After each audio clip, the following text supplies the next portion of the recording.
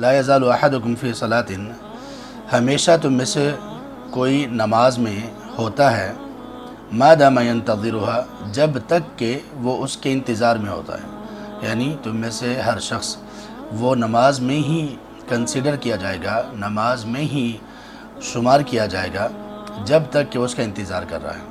اور اسی طرح ہمیشہ فرشتے صلات بھیجتے ہیں، اور اس کا مطلب ہے رحمت کی دعا کرتے ہیں۔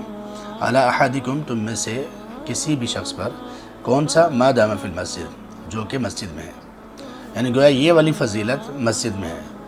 اور اگر ہم گھر میں بھی خواتین نماز پڑھنے کے بعد، نوافل سنتوں کے بعد کچھ دیر بیٹھتی ہیں نماز فرض سے پہلے تک، ان کے لیے بھی یہی ہے کہ انشاءاللہ گویا کہ وہ نماز میں ہیں، کیونکہ نماز کے انتظار میں ہی ہیں، ایک طرح سے انہوں نے نماز پڑھنی ہے۔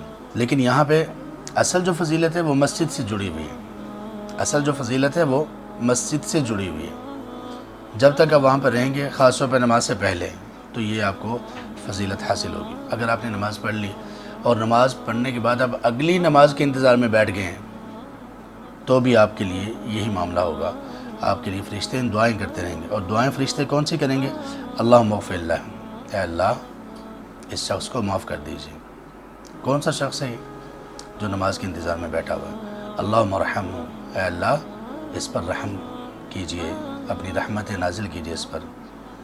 یہ چلتا رہتا، آدمی بات چیت کرے، آدمی ہنسی مذاق کرے شریعت کی حدود میں رہ کر، نماز پڑھ لینے کے بعد اگلی نماز کے انتظار میں، یا ویسے وہاں پہ بیٹھا ہوا ہے، کوئی غیر شرعی بات نہ ہو، شریعت یا مسجد کے آداب کی منافی نہ ہو، وہ کچھ بھی کر لے، وہ بیٹھا بات چیت کر رہا ہے، بیٹھا تلاوت کر رہا ہے، بیٹھا کچھ بھی کر رہا ہے، وہ مسجد کی بے شک صفائی کرنا شروع کر دے، لیکن فرشتے مسلسل اس کے لیے دعا کر رہے ہیں، اے اللہ اس کو معاف کر دیجئے، اے اللہ اس پر رحم فرمائیے۔ کب تک کرتے ہیں؟ ما لم یحدث، جب تک کہ وہ بے وضو نہیں ہوتا۔